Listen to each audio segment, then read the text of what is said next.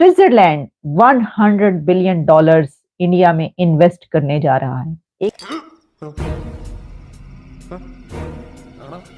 के 100 billion dollar की investment Switzerland India में करने जा रहा है। पाकिस्तान में कोई गिन सकता है इसको? उनको गिनना चाहिए कि ये बिलियन डॉलर कितने होते हैं। 100 बिलियन डॉलर की इन्वेस्टमेंट जा रही है इंडिया में स्विट्जरलैंड की तरफ से। क्या पाकिस्तान में इस तरीके से इन्वेस्टमेंट आ सकती है, पॉसिबल है या नहीं? नहीं।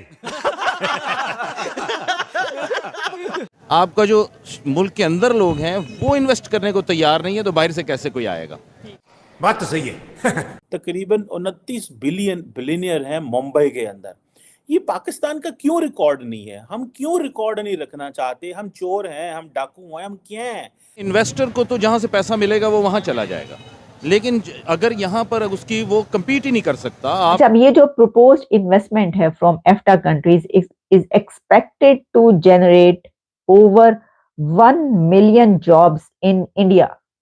तो हमने तो जाहिर बात है गरीब ही रहना है फिर। बहरहाल ये जो कहा जा रहा है कि 2027 तक जो नंबर ऑफ मिलेनियर्स हैं इंडिया के अंदर, वो कहा जा रहा है 69% बढ़ जाएंगे। इट मींस कि 19,000 से ज्यादा इंडिया के अंदर ऐसे लोग होंगे जो कि हाई नेट वर्थ होगी जिनकी।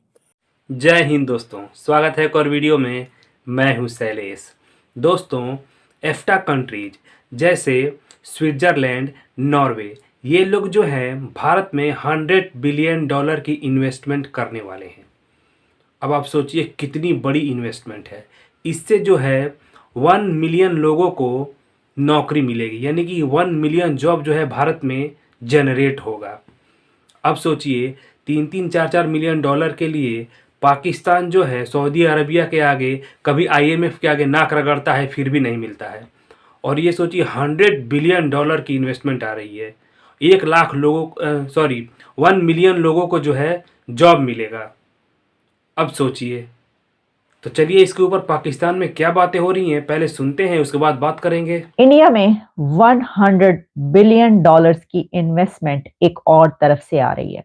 स्विट्जरलैंड 100 बिलियन डॉलर्स इंडिया में इन्वेस्ट करने जा रहा है। एक ट्रेड पैक्ट की बात की जा रही है और ये ट्रेड पैक्ट, इसमें क्या क्या शामिल होगा? इस ट्रेड पैक्ट के नतीजे में इंडिया में स्विट्जरलैंड और कुछ और भी यूरोपियन कंट्रीज मिलकर 100 बिलियन डॉलर्स की इन्वेस्टमेंट करने जा रहे हैं। जो एफ्टा कंट्रीज हैं उनकी तरफ से इंडिया में ये इन्वेस्टमेंट की जाएगी। अच्छा, अब एफ्टा कंट्रीज कौन से हैं? जैसा कि मैंने आपको बताया, कुछ यूरोपियन कंट्रीज हैं जिसमें स्विट्जरलैंड है, नॉर्वे है और इसके अलावा आइसलैंड और कुछ और कंट्रीज हैं जो इसमें शामिल हैं। इसमें ये जो फाइनलाइजेशन है उसके करीब पहुंच चुका है इंडिया। इस ट्रेड के ऑलमोस्ट जो है वो फाइनल हो चुकी है और इसमें टोटल कहा जा रहा है 100 बिलियन डॉलर्स इन्वेस्ट होंगे। अच्छा, अब ये जो प्रपोज्ड इन्वेस्टमेंट है from EFTA countries is expected to generate over 1 million jobs in India. ये जो ट्रेड पैक्ट ये यूरोपियन कंट्रीज इंडिया के साथ करने जा रहे हैं, तो 1 मिलियन जॉब्स इंडिया के अंदर इंडियंस के लिए, वहां के लोगों के लिए, पब्लिक के लिए निकलेंगी। तो ये जो है ये अलग बात कि ट्रेड एग्रीमेंट होगा और उसके अंदर ट्रेड इन तमाम कंट्रीज के साथ होगी, लेकिन उसी के साथ इंडिया के अंदर 1 मिलियन जॉब्स निकलेंगे। 100 बिलियन डॉलर की इन्वेस्टमेंट जा रही है इंडिया में स्विट्जरलैंड की तरफ से। क्या पाकिस्तान में इस तरीके से इन्वेस्टमेंट आ सकती है, पॉसिबल है या नहीं? इसका इस तरह से है कि आपके फर्ज करें इलेक्शन हो गए, आप पूछ रहे हैं इन्वेस्टमेंट क्यों नहीं आती। जब आपकी प्रोडक्शन इस कदर महंगी हो जाएगी, आपके बिजली इस कदर एक्सपेंसिव है, आपके पास एक्सपीरियंस लेबर फोर्स नहीं है, आपका जो मुल्क के अंदर लोग हैं वो इन्वेस्ट करने को तैयार नहीं है तो बाहर से कैसे कोई आएगा? तो जब ये तमाम चीज़ें रिजॉल्व होंगी, इन चीज़ों का रिजॉल्व इस तरह होगा कि जब आप एक स्टेबल गवर्नमेंट आती है, वो इसके ऊपर लॉन्ग टर्म जो है वो प्लानिंग करती है, जिससे आपके एनर्जी और आप मुख्तलिफ सेक्टर्स को सपोर्ट करते हैं। फॉर एग्ज़ाम्पल, आपने पिछले दौर में देखा टेक्सटाइल सेक्टर को हमने सपोर्ट किया। वो किस तरह किया? उनके प्राइस कंपेटिटिव बनाई इंटरनेशनल लिहाज से। जिसमें आपने देखा Sorry, जी मैं आपकी बात को काट रहा हूँ। आपने बोला लास्ट हमने पिछले दौर में टेक्सटाइल सेक्टर को थोड़ा सपोर्ट किया, जी, लेकिन टेक्सटाइल इंडस्ट्री यहाँ से बंद होकर बांग्लादेश जा रही है। हमने कैसा देखिए इन्वेस्टर को तो जहाँ से पैसा मिलेगा वो वहाँ चला जाएगा, लेकिन अगर यहाँ पर उसकी वो कम्पीट ही नहीं कर सकता, आपने कोटेशंस भेजनी है बाहर और दुनिया से लोग उन्हें उस पर कोट करना है, तो आप कंपेटिटिव ही नहीं होंगे, आपके रेट से उसके मुताबिक नहीं हो सकते, आपको तो एनर्जी उस तरह अवेलेबल नहीं है, आपके मशीन्स उस तरह नहीं है। और दूसरे नंबर पे जो मेन बात इन्होंने की है, जिससे मैं थोड़ा सा शॉक हूँ कि वर्क फोर्स लेबर जब तक किसी भी कंट्री में नहीं होगी, हालांकि पाकिस्तान दुनिया का छठा बड़ा कंट्री है आबादी के लिहाज से, लेकिन यहाँ पे शायद उस तरीके से स्किल लेबर नहीं मौजूद है जो कि हमें इंडिया में या बांग्लादेश में देखने को मिलती है। स्किल लेबर जो है ना वो डेवलप की जाती है किसी भी सेक्टर के अंदर। अगर फॉर एग्जांपल आपको पहले प्लानिंग होती है आपके पास कि हमने कितने इंजीनियर पैदा करने, कितने टेक्नीशियन पैदा करने, कितने लेबर पैदा करने, और जो इंजीनियर, जो टेक्नीशियन, जो लेबर पैदा हो उसे पाकिस्तान में रखना भी है। ये ना हो कि वो ब्रेन ड्रेन हो रही है सारे पाकिस्तान से जी बाहर। बिल्कुल नहीं। ब्रेन ड्रेन देखें, ब्रेन ड्रेन जो है वो थोड़ी एक्सपोनेंशियल हुई है इस दफ़ा हमारे मुल्क में, लेकिन हर मुल्क में होती है, थर्ड वर्ल्ड कंट्रीज़ में जाते हैं लोग, लेकिन स्टिल आपके पास ऐसी वर्क फोर्स मौजूद होती है, आप ट्रेन करते हैं, फ्रेश लोगों को ट्रेन करते हैं ताकि वो उस इंडस्ट्री की खपत को पूरा कर सकें। तो पूरा सिस्टम, एक चीज़ के ऊपर आप नहीं इसको रिलाई कर सकते, आपको पूरा सिस्टम डेवलप करना पड़ेगा। इस तरह की मुख्तलिफ इंडस्ट्रीज़ जो आप आइडेंटिफाई करते हैं कि ये मेरी टॉप 10 इंडस्ट्रीज़ हैं जिसको मैंने ग्रोथ करनी है, इस तरह आप ले लीजिए ऑटोमोटिव सेक्टर है, तो वो आपका जो ऑटोमोटिव सेक्टर के लिए जो टेक्नीशियंस हैं और जो आपकी टेक्नोलॉजी आपको चाहिए, आप वो इंपोर्ट करते हैं, वो आप यहाँ लगाते हैं, वो आप लोग उसके लिए ट्रेन करते हैं।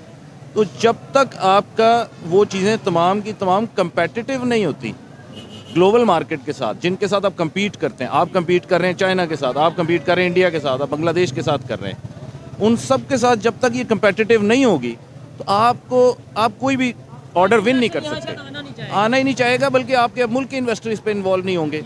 बाहर कैसे आपने बोला जैसे बांग्लादेश की, चाइना की, या खास तौर पे अगर इंडिया की बात करें, कैसे वहाँ पे लेबर वर्क के ऊपर काम किया जा रहा है, वहाँ पे जो है वो स्किल लेबर के ऊपर काम किया जा रहा है, क्यों वहाँ पे इन्वेस्टर क्यों आ रहे हैं आपके ख्याल से? क्या सिर्फ ये वजह है कि वो मार्केट बड़ी है, क्या सिर्फ ये वजह है कि उनकी आबादी ज़्यादा है, या उसके ऊपर ट्रस्ट इशू भी आ जाता है, पोलिटिकल स्टेबिलिटी भी आ जाती है, क्या ये भी चीज़ें? जिन्हें मेनली देखें, सारा कुछ तो ना पॉलिटिकल स्टेबिलिटी ड्राइव करती है, फिर उसके बाद आपकी कितनी पॉलिसीज़ अच्छी हैं वो आपको ड्राइव करते हैं कि आपकी पॉलिसीज ऐसी हैं कि वो उस तरह। इंडिया ने सॉफ्टवेयर इंडस्ट्री के ऊपर फोकस किया, बांग्लादेश ने रेडीमेड गारमेंट्स के ऊपर फोकस किया।